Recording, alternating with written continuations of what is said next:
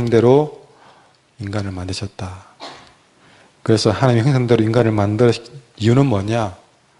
온 세상을 정복하고 다스리라고 했던 것이죠.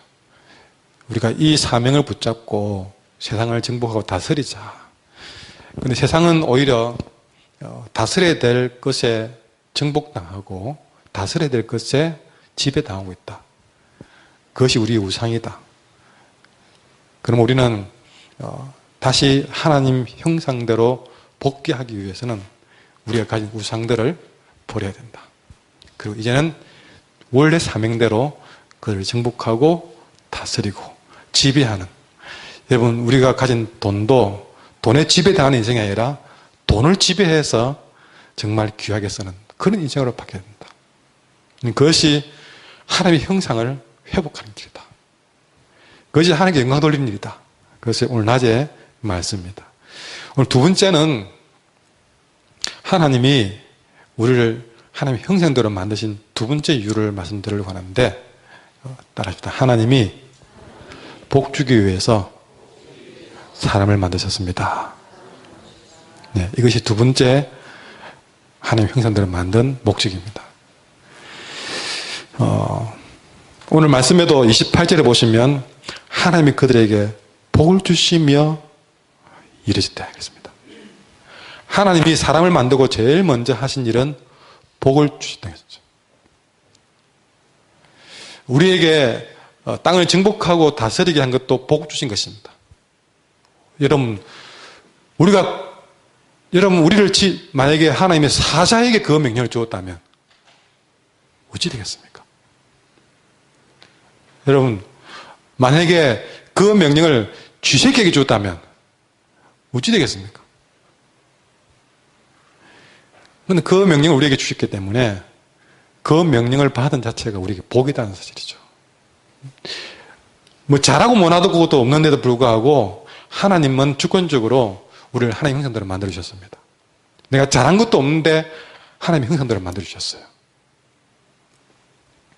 여러분 그래 보면 혹시나 내 출신이 어떻고 내가 부모가 어떻고 그거는 이제 아무 우리에게는 의미가 없다고 생각됩니다.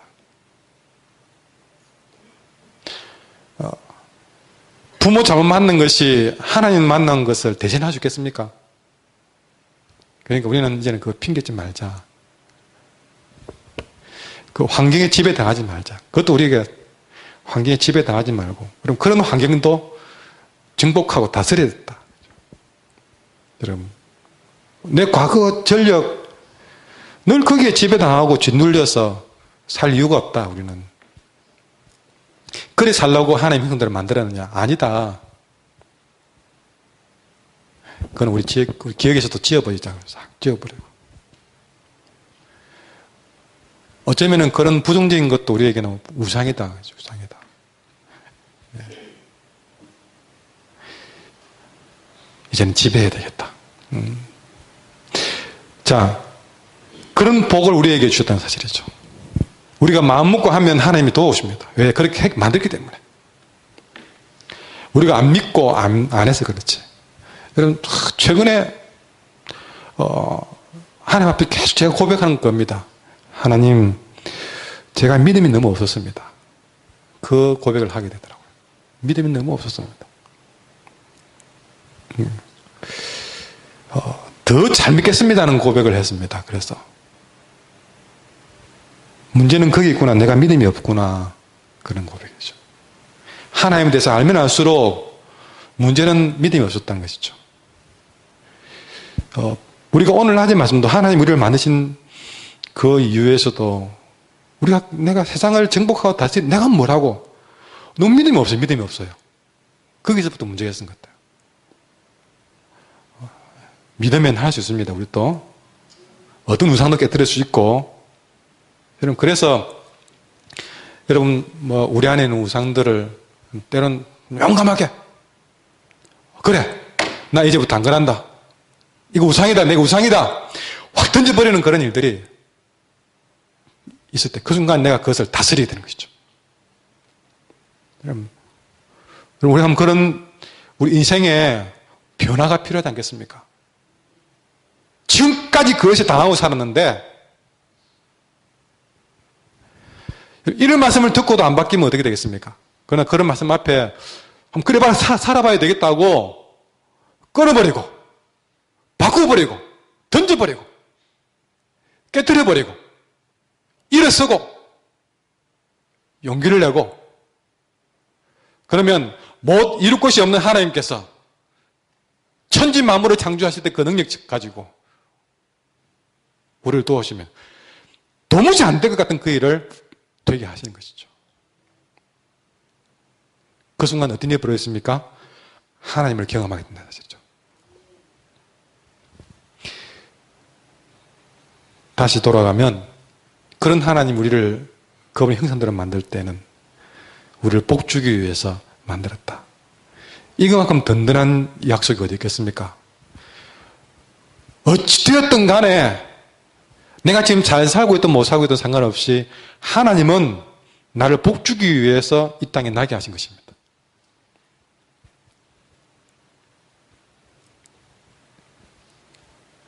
어쨌든 여러분은요, 엄마 뱃속에서부터 어마어마한 경쟁을 뚫고 여러분 승리하신 분들입니다.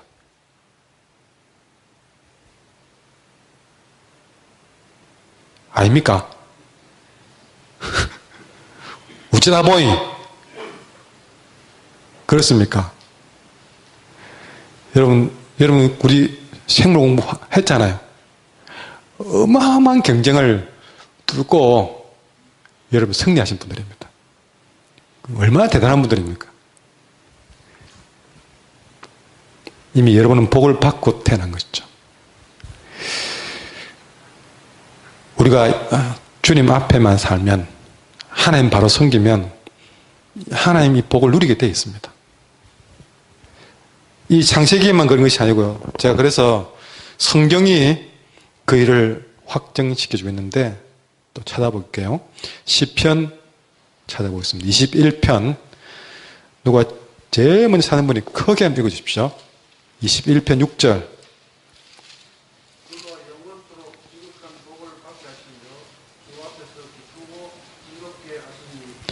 아멘. 누굽니까? 그가 얼마만큼 영원토록 어떤 복을 지극한 복을 받게 하신다는 것이죠. 어느 건 하나 뺏겠습니까? 하나님이 모든 것을 이루어주는 수 있는 능력을 가진 하나님이 영원토록 지극한 복을 받게 하시며 주 앞에서 기쁘고 즐겁게 하시나니. 여러분 이 말씀 믿으시면 아멘 하십시오. 또 넘겨서 115편 13절 시편 115편 13절 또 누군지 먼저 찾으시면 읽어주십시오.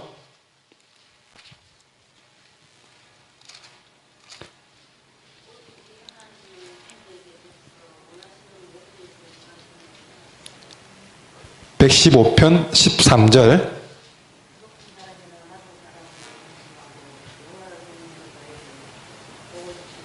아멘.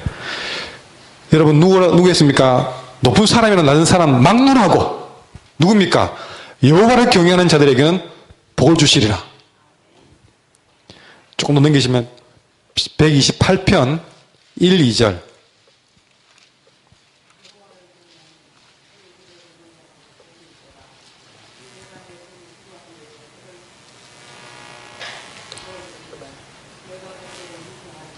아멘.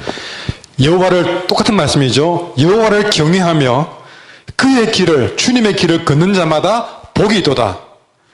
너가 네 손이 수고한 대로 먹을 것이라. 네가 복되고 형통하리로다. 한 개만 더 찾읍시다. 예레미야 32장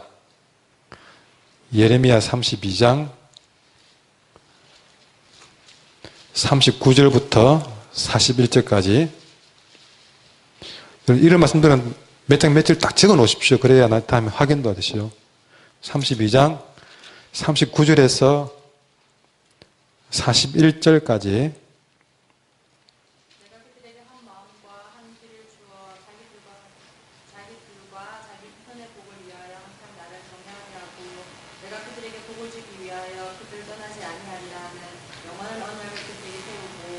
나를 경외함을 그들의 마음에 두어 나를 떠나지 않게 하고 내가 기쁨으로 그들에게 복을 주되 분명히 나의 마음과 항상 다하여 그들을 이 땅에 심으리라. 아멘.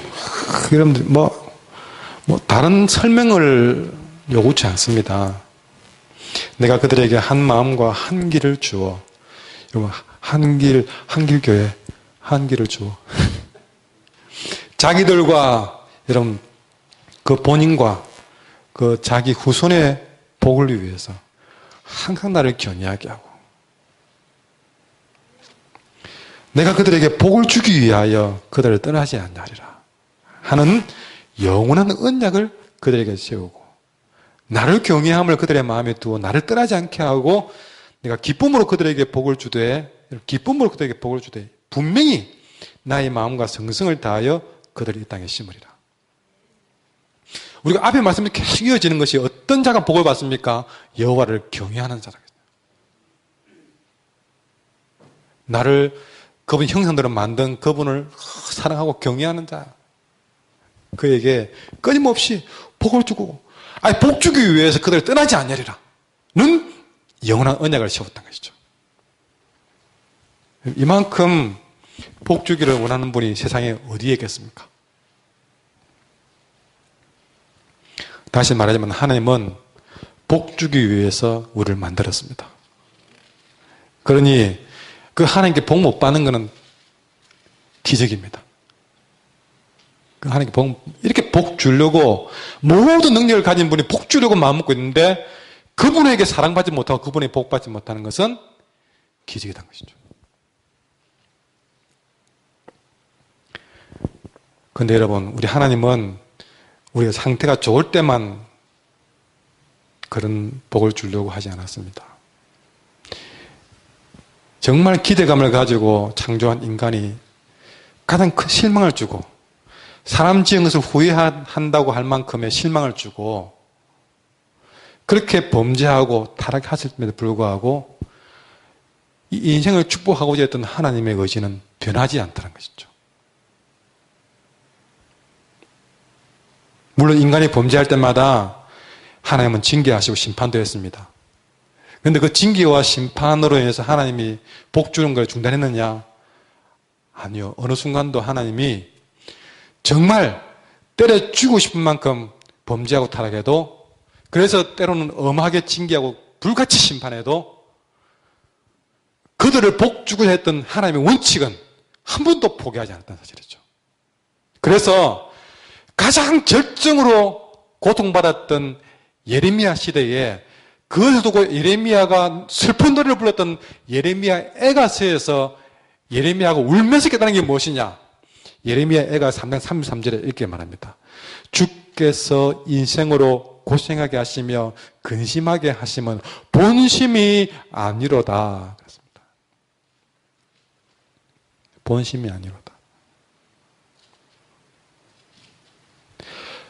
징계하고 심판하실 때 그것이 하나님 본심이 아닌 줄 알고 돌이키면 다시 그에게도 축복이 회복될 것입니다.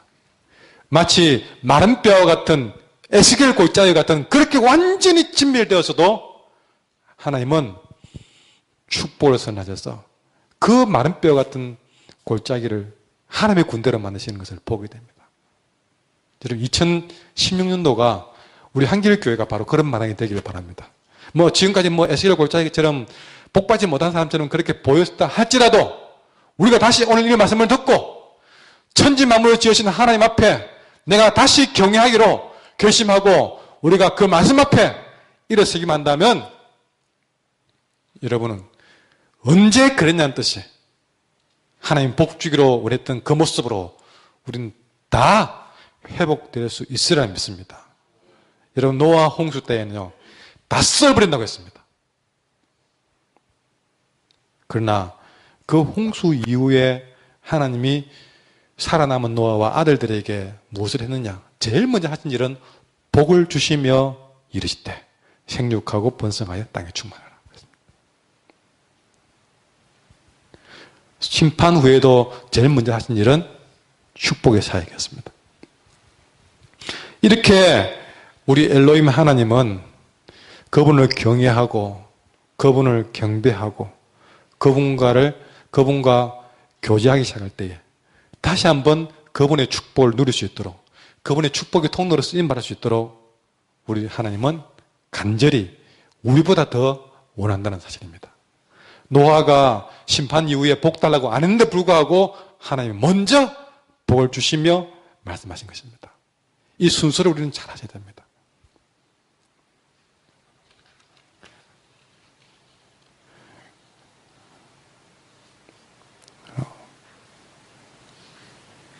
근데 여러분, 이 복주기를 원하시는 우리 하나님 형상, 이게 하나님 성품인데 우리는 어떻게 만들었습니까?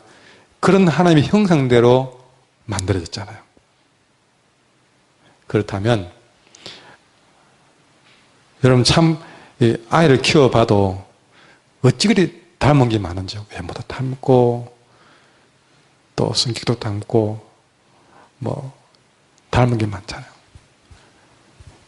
여러분, 우리 하나님도 우리가 그분의 형상대로 만들었다면 우리에게 그분의 닮은 점이 있어야 안 되겠나? 여러분은 하나님께 닮은 형상이 뭔지 나중에 사랑방 모이면 얘기 나누세요. 서로 여러분 볼 때 나는 하나님 닮은 게 뭐가 있습니까? 물어보십시오. 하나님 닮아야 되겠습니까? 우리가 저도 믿는 사람이라면 좀 또렷하게 이 부분은 하나님 닮았다라고 좀 얘기 드려야 안 되겠습니까? 세상 사람들이 여러분 보면서 하나님 닮은 게 보이네요. 그러면 얼마나 좋겠습니까? 여러분, 우리가 하나님 닮으려면 오늘 분명한 한 가지는 닮아야 됩니다. 우리 하나님이 복 주기 원했다면 우리도 복 주기 원하는 걸 닮아야 됩니다.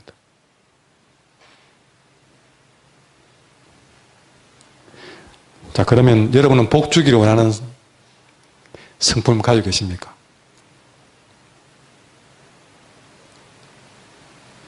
우리 빨리 회복하셔야 됩니다.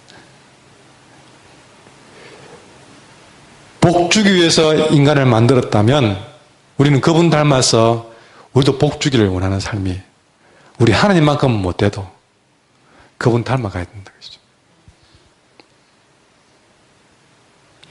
여러분, 한때는 긍정의 힘이라는 책을 막 유행처럼 보았던 기억이 있습니다. 거기에 대해서 이 말 저 말 말이 많기는 많습니다. 근데 말이 있다고 해서 다 우리는 그럴 수는 없고, 그래도 거기도 긍정의 힘에서 건질 만한 건 있거든요. 긍정의 힘을 썼던 조엘 오스틴 목사님이 이런 주장을 했습니다. 축복을 사역화할 필요가 있다. 그렇게 했습니다. 축복을 사역화할 필요가 있다. 그래서 그 교회 교우들은 축복을 하기로 서약하고 또 축복을 생활했다고 했습니다. 오늘 말씀 비춰보면 그거는 분명히 이유가 있다. 왜? 우리 하나님 형상대로 닮아가게 되기 때문에. 하나님 닮아서 우리는 축복을 서약해야 돼. 다짐해야 되겠다. 그 축복을 생활해야 되겠다. 그래서 제가 오늘 낮에 식당에 내려가서 뭐 했는지 아시는 분? 주방에 가서, 그럼 다음 주는 또 누구 합니까? 소망이, 오랜만에 소망이하고 청년회 갔네, 그죠? 식당에서 밥 나누신 분들, 이제 계속 제가 찾아가겠습니다. 반찬만 나누지 말고, 입으로 봉사하십시오. 아주 여러분의 침으로 아주 간을 맞추십시오. 뭐라고요? 오시는 분마다 아마 축복합니다. 좋은 말만 다 하십시오. 잘생겼다고 여러분 밥만 받아가지 말고 꼭 내 치마 묻히게 할 수 있도록 여러분들이 아주 힘이 많도록 감사합니다. 고맙습니다. 사랑합니다. 축복합니다. 잘생기면 잘생도 크고요. 예쁘면 예쁘다 크고 뭐든지 그 사람한테 복이 될 만한 얘기는 한마디씩 해주란 말 한마디씩. 근데 받는 사람들도 제가 아까 나갈 때 부탁했죠. 받는 사람들도 여러분 고맙습니다 하든지 해야죠. 밥 먹는 자리에서 나누는 사람도 이만큼 튀어나와 있고 받는 사람도 이만큼 튀어나와 있으면 보면 체하죠, 보니까. 좀 밥 먹는 자리 거기서라도 축복해요, 축복. 예, 좋은 말이에요, 좋은 말. 여러분, 훈련합시다, 훈련. 축복을 생각합시다. 그리고 축복을 생활합시다. 여러분, 안 좋은 분위기는, 안 좋은 말들은 좋은 말로 밀어내야 됩니다. 안 좋은 말 하는 사람이 부끄럽게 좋은 말을 많이 해버려야 됩니다. 하나님이 말씀 준비하는 그 과정에서 그런 지혜를 주셨어요.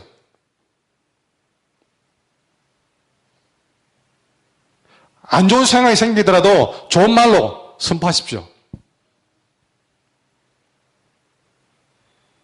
좋은 분위기를 안 좋은 말로 깨지 마시고 계속 한 말로 가지고 여러분 좋은 분위기를 만들어가야 되겠다. 그런 생각 주신 거예요. 우리가 뭐 설교자 등 중요하지만 설교 마치고 난 다음에 제일 먼저 만나는 게 어딥니까? 식당 아니에요. 그 식당에서 말씀 발언 표현해야 되지 않겠습니까? 거기서 축복이 안 되면 안 됩니다. 저는 교회 문 밖에 나가면 여러분 축복할 사람 아닌 것 같아요. 설교 듣고 난 다음에도 안 되는데 언제부터 하겠습니까? 여러분 입에 안 배있더라도 아니면 녹음기를 틀어놓고라도 아니면 내가 앰프를 들고 다니면서 내가 소리 지를 겁니다. 해라고요. 될 때까지 할 겁니다. 될 때까지. 싸울 일 있으면 집에 가서 싸우시고요. 교회에서는 싸우지 마세요. 교회에서는 뭐라고요? 무조건 축복. 무조건 축복합니다. 교회당 마당에 들어오면요. 문 입구까지 부부싸움 하다 들어가다 문 딱 통하죠. 여러분 그 교회 마당은요. 소리가 나게 됐습니다. 차 들어오면 따까닥 구거든요. 그 들어올 순간부터 부부싸움 하다가도 말 바꾸세요. 여보 사랑해요. 그 지금까지는 내가 뭐 하나만 그러다가 문 들어올 순간부터는 사랑해요라 바뀌란 말입니다. 우리 안내부도만 열심히 하고 있잖아요. 안내부도. 그거 습관 안 되면 안 되면 억지라도 해야 됩니다. 그래야 우리는 바뀐다.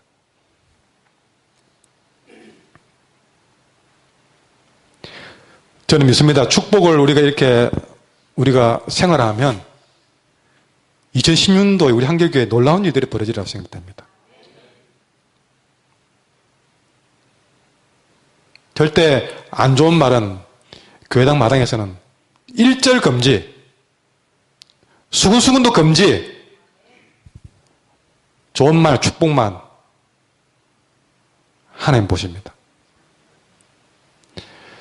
그렇게 하시고 저는 믿습니다. 축복이 우리를 변화시킬 것이다. 그것이 하나의 방법이다. 넘어서서 여러분의 집에 아내가 변하지 않는 것은 남편이 아내를 축복하지 않아서 그렇다. 남편이 안 바뀌는 것은 그 아내가 남편을 축복하지 않아서 그렇다. 자녀가 변하지 않는 것은 부모가 그 자녀를 축복 안 해서 그렇다. 이제부터 축복 기도만 하자. 축복하는 말만 하자. 그걸 결심하자. 그렇게 우리 모두가 축복의 통로만 된다면 놀라운 기적이 가정에도 일어나고 교회도 일어나리라고 믿습니다. 이런 말 하면요. 당장 가서 어떻게 하는지 아십니까? 딱 10명에 한 8명 그럴 겁니다. 니부터 해라. 니가 하면 할게. 예, 니가 하면 할게. 그러니까 또 싸우는 말이 또 그래가지고 또 예.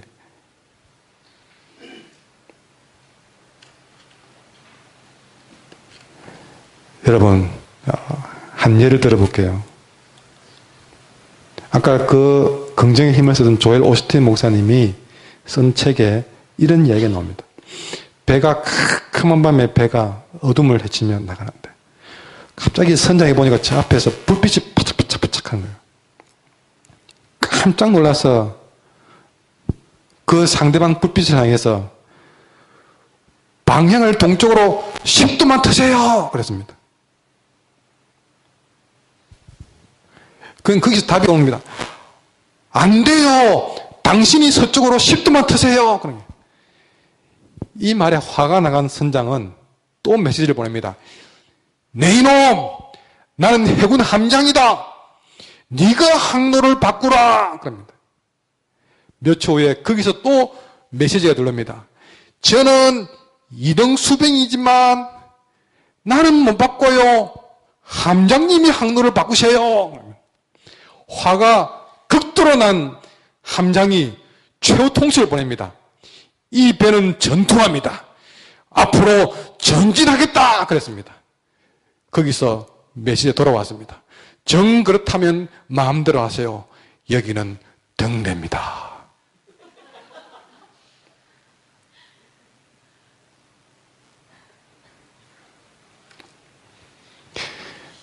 두 명 정도가 이해가 안 돼가지고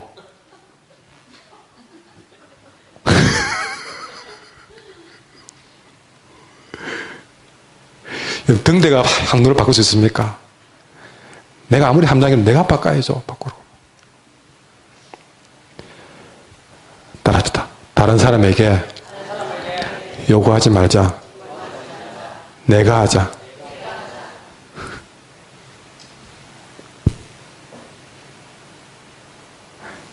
여러분, 먼저 하는 그 사람이 하나님 복을 받은 사람입니다.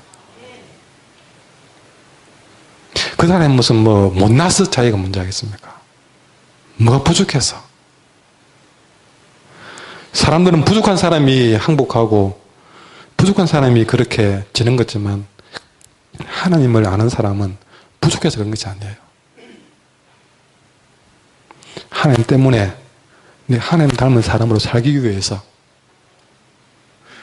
내가 먼저 복을 받은 것을 알기 때문에 나 같은 사람도 복을 받은 줄 알기 때문에 내가 먼저 방향을 바꾸면 내부터 하면 되는 것이죠. 여러분, 우리가 하나님 닮았다 그랬을 때에 여러분, 우리 하나님의 속성은 의와 진리와 거룩함이다. 그죠? 의롭고 진리 되시고 거룩하다. 근데 우리가 그 거룩함이 우리 하나님의 거룩함이 폼 잡는 거룩이냐? 의는 무엇이냐? 성경이 말하는 의는 무엇이냐? 성경이 말하는 거룩은 무엇이냐? 여러분, 한길교회에서는 여러 번 가르치지만 성경이 말하는 의와 거룩은 폼 잡는 게 아닙니다. 성경이 말하는 의와 거룩은요, 진리는 뭐냐? 의든 진리든 거룩이든 뭐냐? 여러분, 그 답은 율법사가 예수님께 물었습니다. 율법이 뭐냐? 율법의 핵심이 뭐냐 물었을 때 예수님이 답변을 이렇게 말했습니다. 마태복음 22장에서 명확하게 말했습니다. 우리가 안식일 지키라, 어쩌라, 부모 공경해라, 살인하지 마라, 많은 의와 진리와 거룩이지만 그것만 살인 안 하고, 부모 공경하고, 안식일 지키고, 그런 법만 지키면 되는 줄 알았는데 그런 사람에게 하나의 예수님이 준 답변은 뭐냐? 완전히 획기적인 답변을 주셨어요. 뭐냐? 하나님 사랑, 이웃 사랑. 사랑을 말했습니다. 사랑이 의고 진리고 거룩이다. 사람들이 그 말씀 앞에 깜짝 놀랐습니다. 폼 잡고 사는 것이 거룩인 줄 알았는데 주님의 답변은 사랑이었어요. 요한 1서 4장 7절에도 사랑하는 자들아 우리가 서로 사랑하자 그러면서 사랑은 하나님께 속한 것이니 그렇습니다. 사랑하는 자마다 하나님으로부터 나서 하나님을 알고 사랑하지 아니하는 자는 하나님을 알지 못하나니 이는 하나님이 사랑이기 때문에 그렇다.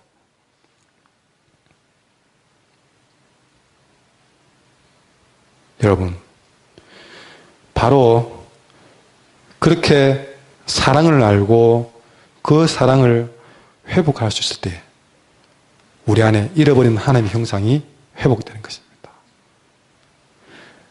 그때부터 우리 안에서 하나님의 냄새가 나기 시작한 거예요. 하나님의 향기가 나기 시작한 것이죠.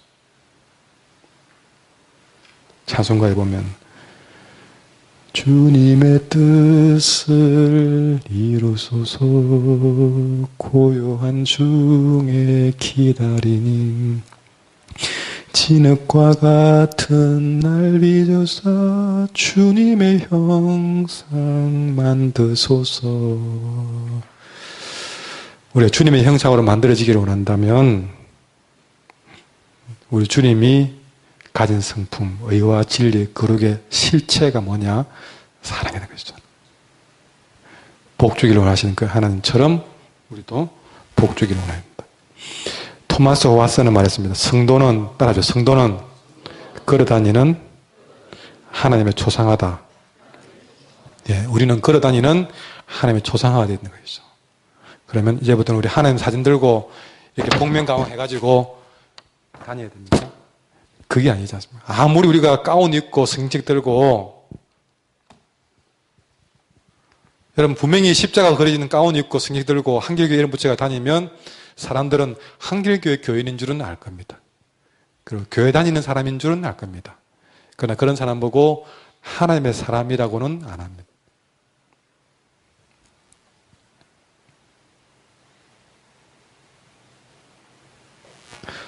그러나 가진 것 없어도 늘 모든 사람에게 축복이 되고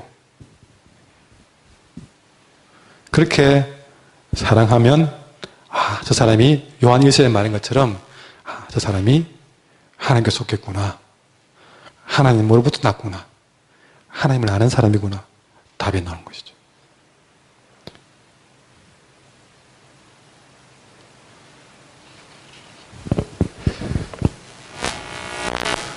거룩을 최고의 목표로 삼았던 맥체인은 사람들이 그 맥체인을 볼 때마다 하는 말이 저분은 내가 지금까지 본 사람 중에 예수님을 가장 많이 닮은 분이다. 그렇게 얘기했던 것이죠.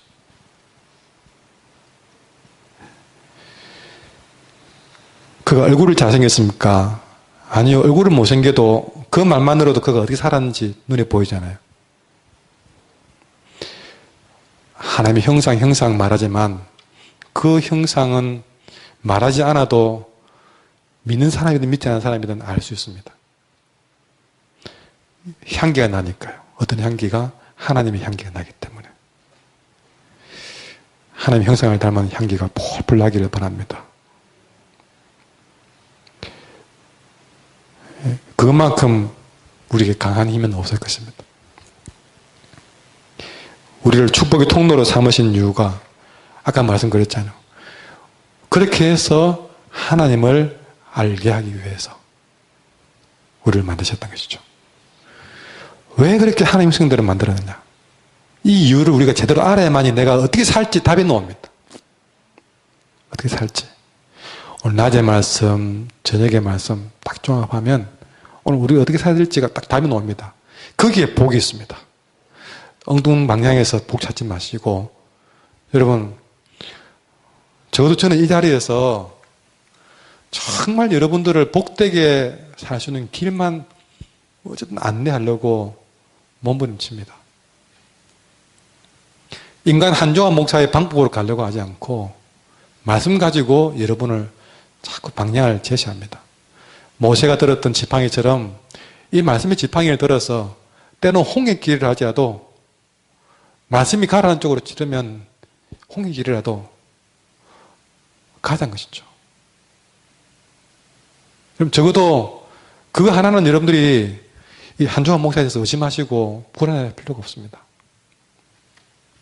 여러분이 저를 어떻게 다루어도 어떻게 해도 저는 제가 한길교회 목회하는 이상에서는 말씀의 지팡이 들고 하나님이 가라고 하는 그 방향으로만 지시할 겁니다. 제가 썰어 죽는 날이 있더라도 마지막 순간까지라도 저는 말씀의 지팡이를 들고 여러분이 복받는 길은 무언가를 지시할 것입니다. 내가 언제나 죽으면 내 손가락 방향을 그 방향으로 좀 세워주세요.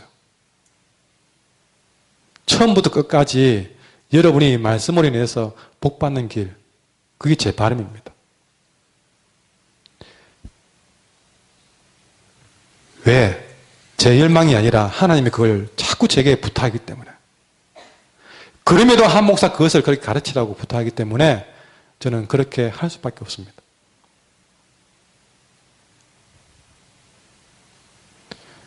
여러분 세상에 부모도 자녀를 잘못되게 이끌 부모는 없거든요. 여러분, 제가 믿지 않은 가정에서 목사가 되려고 할 때는 그냥 수줍은 마음으로 그렇게 목사가 되려고 한 게 아닙니다. 정말 처음에는 저는 안 가려고 몸부림치기로 6, 7년을요. 죽을 만큼 몸부림쳤습니다. 그러나 하나님이 결국 가라고 하신 길이기 때문에 그 과정도 쉽지 않았지만 그 길을 어렵게 들어섰기 때문에 여러분 저는 정말 흐트러게 제가 목회하고 싶은 생각은 전혀 없습니다. 남들처럼 하고 싶은 마음도 없습니다. 그저 말씀이 저에게 가르쳐주는 대로 목회하려고 생각됩니다. 그러다 보면 여러분이 생각하지 못하는 다른 방법으로 보일지도 모릅니다. 다른 교회는 안 그러는데 저 교회는 없는데 아무로 그렇지 저는 이 말씀대로 고집부림에 가깝니다. 고집부림에 가깝니다. 그렇게 가는 길이 맞다고 생각했기 때문에 그렇습니다. 이 길이 맞다고 생각했기 때문에. 그래서 여러분 정말 주신 말씀대로 살면 저는 여러분 인생 분명히 어마어마한 역사가 있나라고 저는 믿습니다. 이 시골에서라고 여러분하고 그런 일을 경험하지 말라는 법이 저는 없다고 생각됩니다. 우리 가운데도 에스더 나올 수 있고 우리 가운데도 다윗이 나올 수 있고 우리 가운데 다니엘 나올 수 있고 이 아이들 속에서도 한국 교회를 이끌 만한 그런 일꾼이 주기철 목사님 같은 사람이 아니면 여러분 이 시대에 정말 하나님이 지금까지 쓰지 않았던 또 다른 대단한 사람이 나올 수 있으리라 생각이 듭니다. 정말 저는 말씀마다 한 말씀이라도 걸려라 누가 한번. 그래서 그 인생이 바뀌어라. 그 말씀이 깨져라. 바뀌어라. 변화되어라. 일어나라.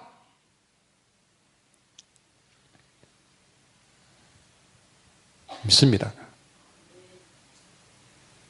여러분 80이 다 된 모세다가 이스라엘 백성을 출애굽시켰습니다.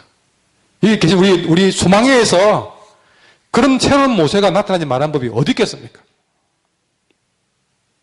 그런 소망을 가지고 저는 말씀을 전합니다. 다 복주기 위해서 삽시다. 찬양하겠습니다.